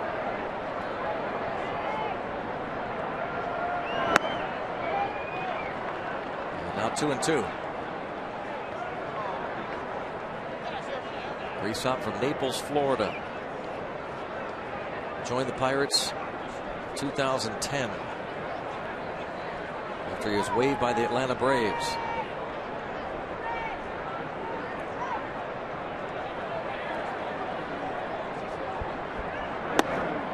This is badly there. 3-2 count now.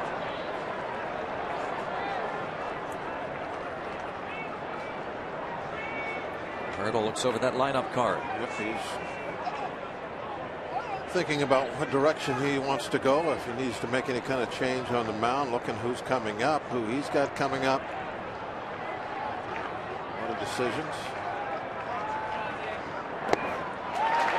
And a big strikeout for Resop. this up. He definitely was able to show last year he could get some swings and misses. It's a huge strikeout. We'll go after Placido Polanco, who was 0 for 3 against Bedard.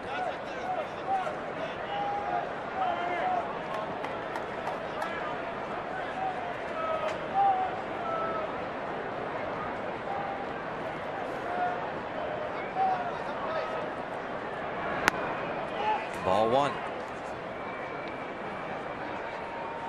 36-year-old Placido Polanco. You know, with Utley and Howard out of there, you know, it's almost like kind of they're a, you know, I don't want to jinx us and say Punch and Judy team, but with their lineup without those two bats, they're like move the runner over, and you know that's a big deal, not moving a leadoff hitter that's on Halladay in this case into scoring position.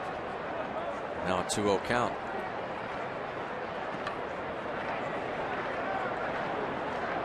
And more of a, I guess to coin a phrase, a small ball. I mean, that's what people like to say nowadays. They're kind of a small ball team. 3-0.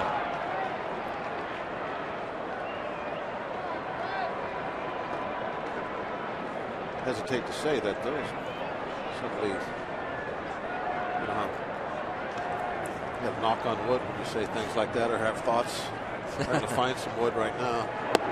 A 4-pitch walk following the strikeout. Puts 2 on for Rollins.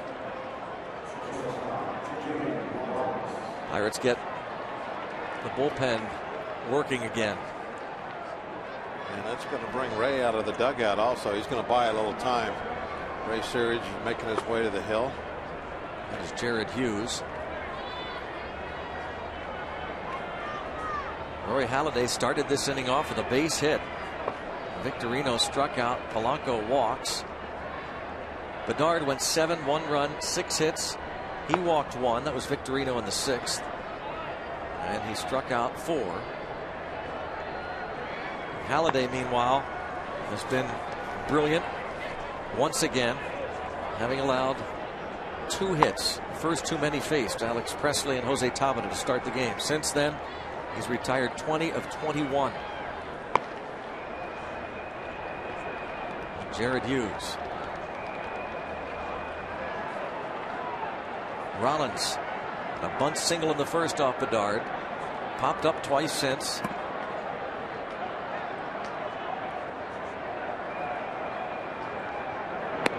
Takes a strike from Risa. The MVP in 2007, Jimmy Rollins. Now 33 years old, drove in 63 runs last year. 16 homers.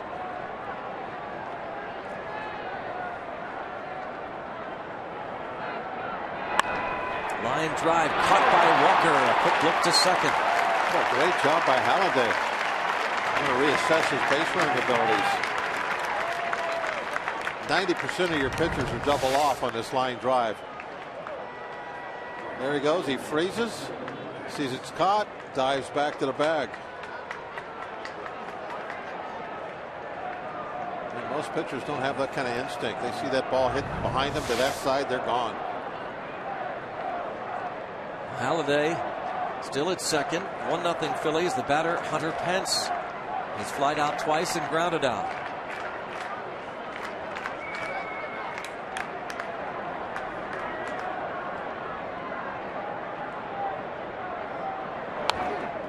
It's the vicious cut. A typical Pence swing. It's kind of like Pence doesn't really do a whole lot of like thinking. He's just a classic see it, hit it type approach. Full throttle in every aspect. Yep. Holds nothing back offensively, defensively.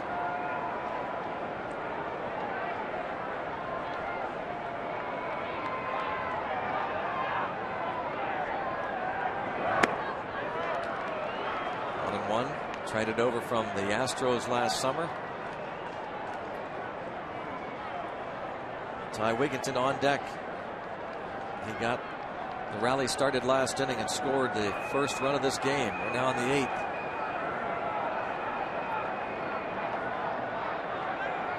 Phils look for insurance. 1-2 on Pence, who combined with the Astros and Phillies hit 22 home runs last season, drove in 97. It seems like the Phillies, that they have really done a good job of focusing in on the type of players they want to go after and getting them when they make that move. They have built quite a powerhouse, Philadelphia. Pence, just another one of those acquisitions. They needed something like that, man. They went out and got him. Resop, can he get another strikeout? Not yet. Almost. Pence chasing the ball down around the shoot tops, is able to get a piece, stay alive. And Pence can be had. Struck out 124 times last year. Tony Watson, now the left-hander in the bullpen. The lone lefty.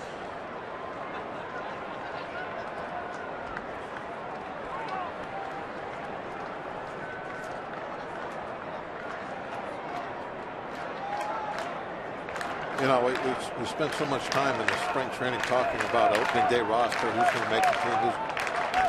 This year, the 4th home game will have different 25 guys in the first home game, man. It's just the way it is. That roster evolves all year, and it just, who's going to be on it at any given time, you just never know. Right now, one left-hander. Resop gets the strikeout. Phillies strand a couple. To the bottom of the 8th, it is still 1-0 Philadelphia.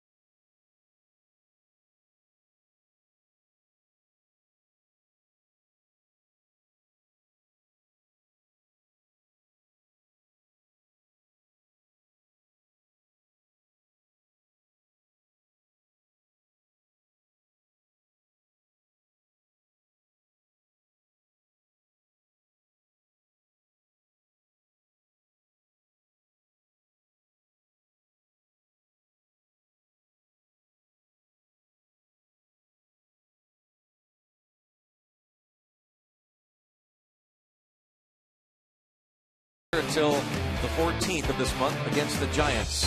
James McDonald, Kevin Correa follow. McDonald will start Sunday, and then Correa, first game of the road trip against the Dodgers in Los Angeles. And it almost seems odd talking about the 5th starter because you know that Burnett's coming soon. Yep. So that'll change. Yeah, it always works out though, doesn't it? Saw a shot of Cliff Lee. He'll be opposing Karstens on Saturday night. Barajas at the plate. 0 for 2, going to make it 0 for 3 with this pop-up on the infield. That's 12 straight retired by Roy Halladay and 21 of the last 22 batters. They hit McCutchen reveal. Baseman, right? Yep, with 1 out of the 4th. Talk about finish. Still just a 1-run ball game, even though we haven't done anything with the bats since the first inning. Alvarez flied to center his first time up, struck out his last time. Just take one swing to tie this up. Lefty righty combination in the Phillies bullpen. So last year Jones hit 2 home runs opening day. So 2 years ago. That was 2 years ago against the Dodgers. Nate McLeod getting ready to bat. Pitcher spot in the hole. Barmes on deck. 1-1. During the introductions, Nate got one of the biggest rounds of applause of anybody. Fly ball to center. 2 outs. Like Victorino wasn't quite sure there for a moment. Had a late start coming in on that one. He's thrown 84 pitches, Roy Halladay. He has led his league in complete games 5 straight years. Has led or tied his league in complete games 7 of the last 9 years. He has 66 career complete games. Not that we're expecting him to go the distance today, but he does love to finish what he starts. 1-0 on Barmes, who had a ball to the wall and left his last time. Halladay gave up only 10 home runs all last season. One of them to Neil Walker here at PNC Park.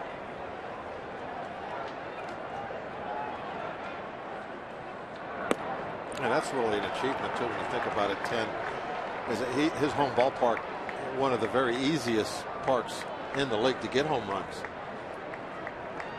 Great home run ballpark, and he's still able to avoid those long balls most of the time. And he hits the second man. He's not happy with himself at all. A 1-2 pitch. He hits Barmes. The ball had a little movement on it, and Barmes just turned his leg, let the ball hit him. Thank you very much. We talked about the applause he got. Pirate fans loved hearing, seeing what McLeod has been saying since he signed, that he could not be happier. Absolutely feels like he's back home, and nobody appreciates that more than Pittsburghers. Get a guy who wants to be back here. That's why they react this way.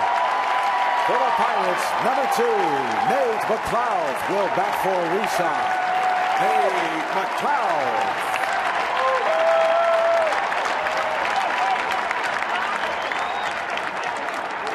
Nice hand, but I think they'll go crazy if he knocks this run in. Ball's fouled down the right side with some authority. And they'll make a lot of noise. Nate McLeod, bust out season back in 2008. Gold Glover. 1 ball and 1 strike. Drafted by the Pirates out of Muskegon, Michigan.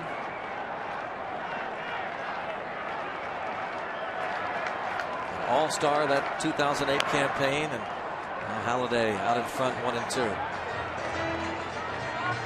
That surprised everybody with the power he displayed. The scouting report on him coming up. Remember, Greg? Not enough power to play the corner, not enough defense to play center. Well, what did he do? He won a Gold Glove as a center fielder and hit 20-some home runs. Drove in 94 runs. Obviously, proved everyone wrong. But boy, Halladay, so tough. Strikes out the pinch hitter McLeod. Halladay is shutting out the Pirates, a 2-hitter through 8.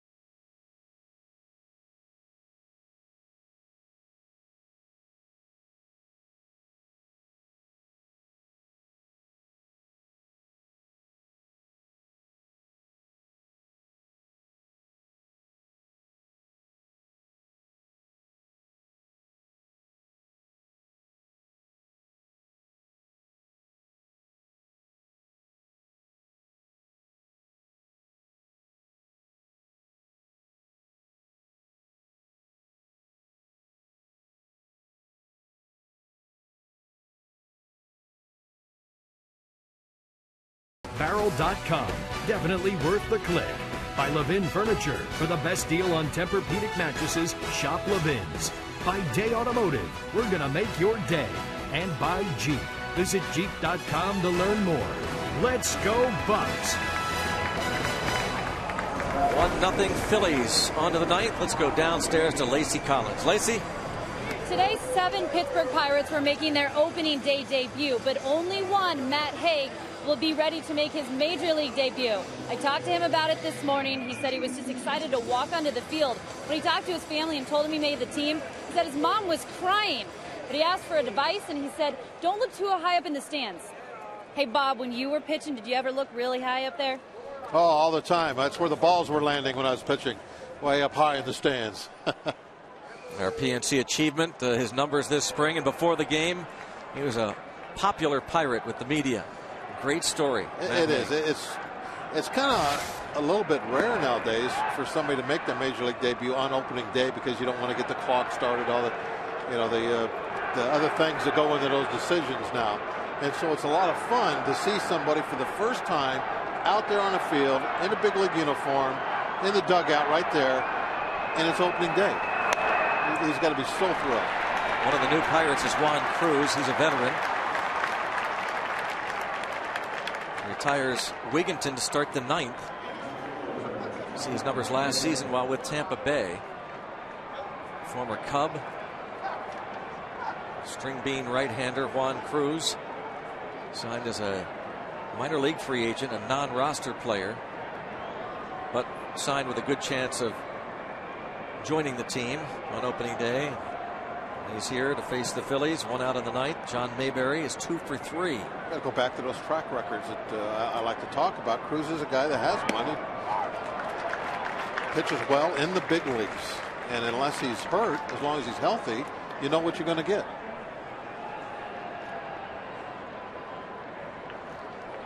But the biggest question mark for me coming down the stretch in spring training was if he made the team, they were going to have to make a roster move on a 40-man, and I was wondering what they were going to do. But LaRue went on the 60-day disabled list, and that took care of that. Wondering where he's going to get a run here in the ninth inning. And wondering if it's going to be Roy Halladay to take the ninth. This is going to be an interesting decision, isn't it, by Charlie Manuel? I don't think that there's any question that he'll send Halladay out. Jonathan Papelbon is loosening up. I will be very surprised if Halladay is not on the mound. I mean, what is his pitch count? It's got to be. He's not even at 100 yet, is he? I don't think so. Signed Papelbon to a big free agent contract. Manuel would probably have to tear that baseball away from Halladay.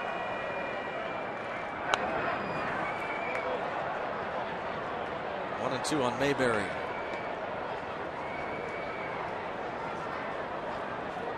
Looking to complete perhaps what he started. If we tie it up, he might pitch the 10th.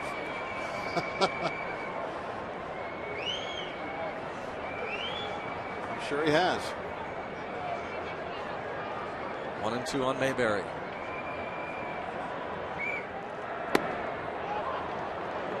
Now 2 and 2.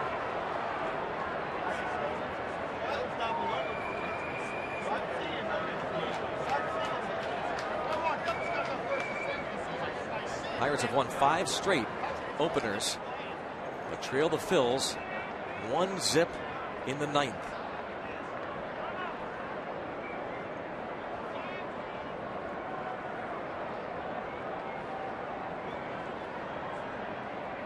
.33-year-old Juan Cruz facing John Mayberry Jr., the 28-year-old. And strikes him out.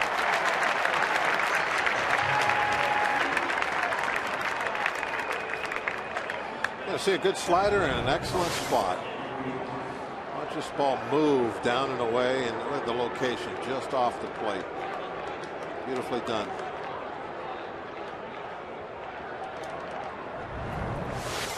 Here's Carlos Ruiz. He has the lone RBI of the game. Came to the plate with 1 out. Runners at second and third in the 7th inning against Eric Bedard. Hit a ball to medium depth right field. Jose Tabata Strong throw, but it was high, and Ty Wigginton able to slide in just ahead of the Barajas tag.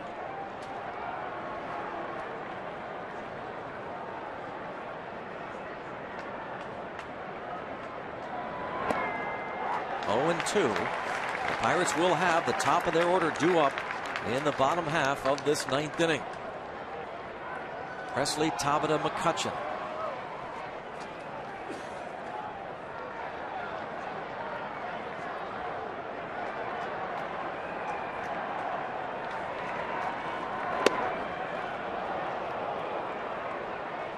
Fastball missed, 1-2. See that one, 93 miles an hour. Cruz still possesses a good lively arm. Came up through the Cubs organization. I can remember him pitching against us in Chicago. He was very impressive as a rookie. And Carlos Ruiz, very productive afternoon. The catcher for the Phillies has 3 hits, 3 official trips to the plate.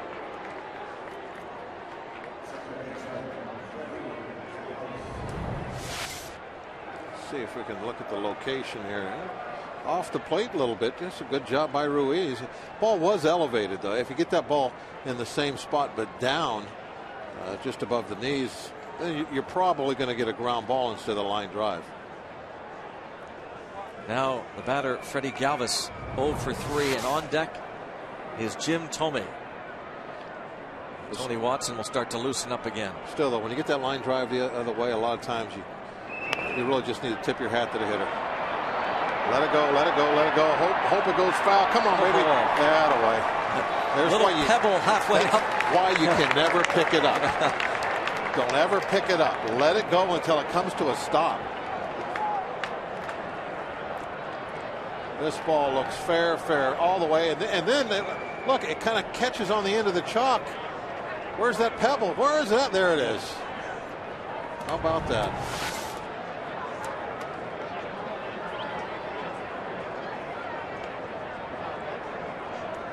Oh, 1 on Galvis.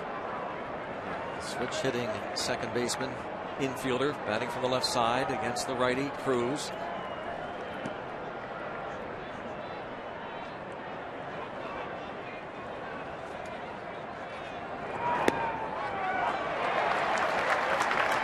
Oh, 2.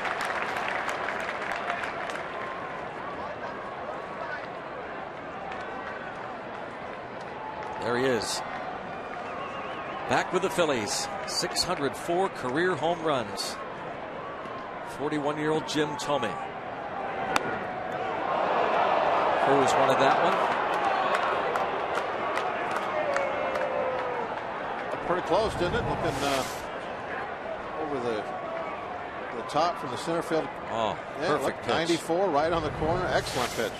See why Cruz was upset. I really love the dead center field. The true center field camera is just right there. Shows you everything. It's a nice feature we're going to have all season long here at PNC Park.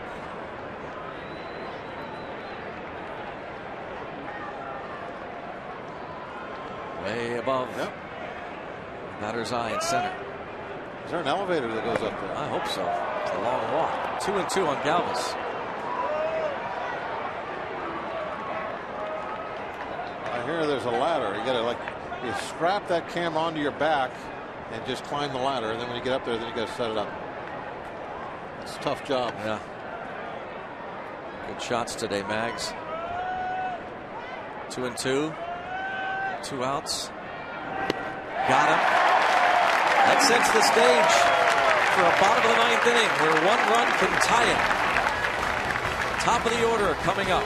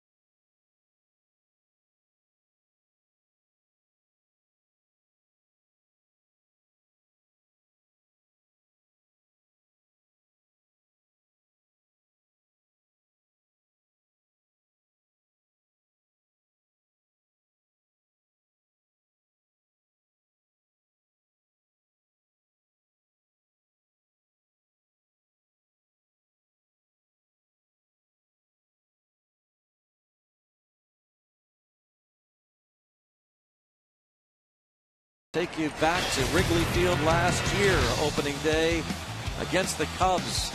How about Neil Walker's grand slam? Great moment. Looks cold that day, doesn't it? Yeah. That warmed things up, though. That ball getting into the bleachers. Cold, hard blast brought to you by Frostbrewed Coors Light. Walker will maybe bat. Look at the mound. It is Jonathan Papelbon. I am surprised. Phillies signed the former Red Sox closer to a 4-year, $50 million contract, the richest ever for a reliever. Averaged 36 saves for Boston over the last 6 years. He was 31 out of 34 last year. You remember the one late blown save last game of the year last season against Baltimore. That wild day in baseball, the last day of the regular season. The Orioles knocked out the Red Sox. The Rays knocked out the Yankees. We'll see if the Pirates can knock out Papelbon, at least tie it up. Presley, 1 for 3. Halladay, 2 hits, 8 innings, no runs, no walks, 5 strikeouts. Both those hits coming in the first inning. It's ball 1.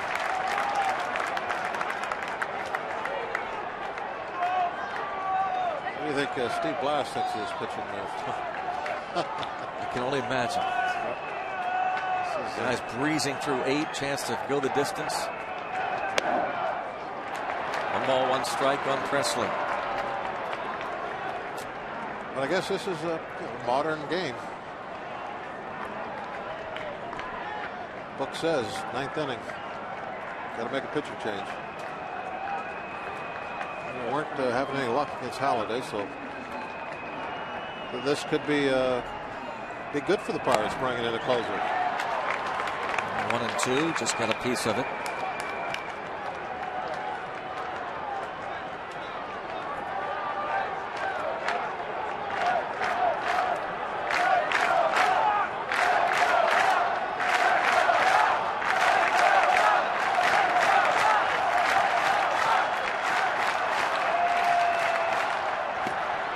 One away. Papelbon strikes out Presley. After the game, don't touch that remote or you'll miss the Pirates postgame show. See what Clint Hurdle has to say about the game and more. It's all coming up next, right here on Root Sports.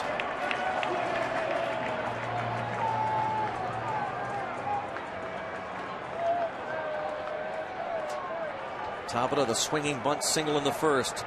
Grounded to short in the 4th inning, bounced to second in the 6th.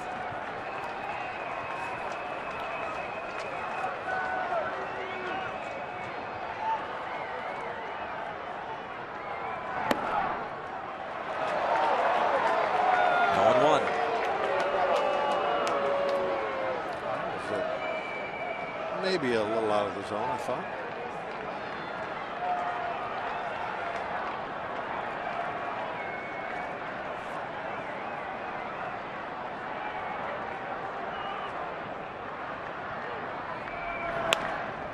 Bounce to third. Polanco. And the Pirates are down to their last out. Well, if we need a long ball, we got the guy up there we want.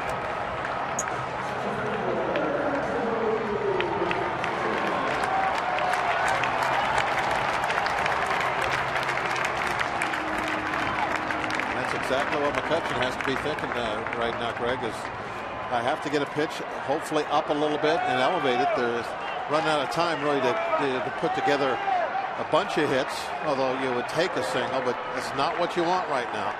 He's got to be thinking at least extra bases.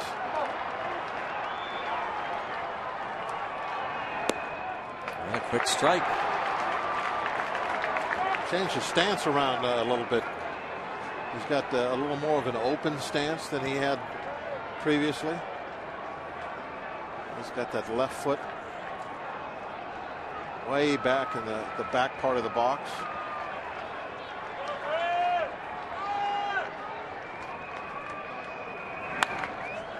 And now Papelbon out in front, 0-2.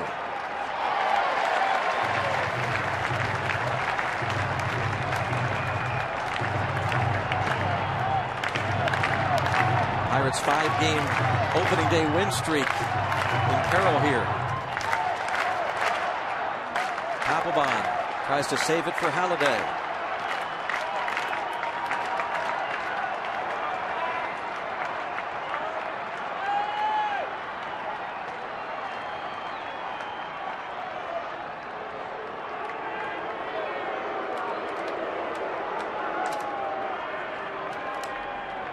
McCutchen hit by a pitch in the 4th. He grounded into a double play in the 1st, struck out in the 7th.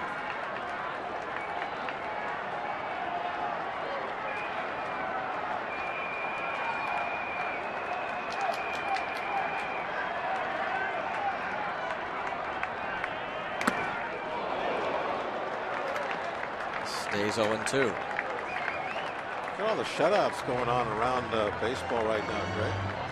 Atlanta's getting shut out. What's in the 8th in New York? Nationals are being shut out by the Cubs. The Tigers are shutting out Boston. Kind of a theme here, opening day. Cleveland shutting out Toronto. That game's just in the 3rd, though. Pirates haven't been shut out 1-0 on opening day since 1980. Pete Vukovich of the Cardinals shut out the Pirates and Bert Blyleven. Bounce to 3rd. Polanco, nice play, wide, and an out call. McCutchen thought he was safe, with a call made at first by Larry Vanover, and the Phillies blank the Pirates 1-0 as Roy Halladay and Jonathan Papelbon combine on the 2-hitter. That's certainly a tough day for the offense. They went against probably the league's best and came up wanting this afternoon. Here you're going to see again. Did he keep his foot on the bag? Oh, that was a close one. McCutchen thought he pulled it. Vanover says no. His toe was on it. Phillies win the opener. Papelbon gets his first save. But,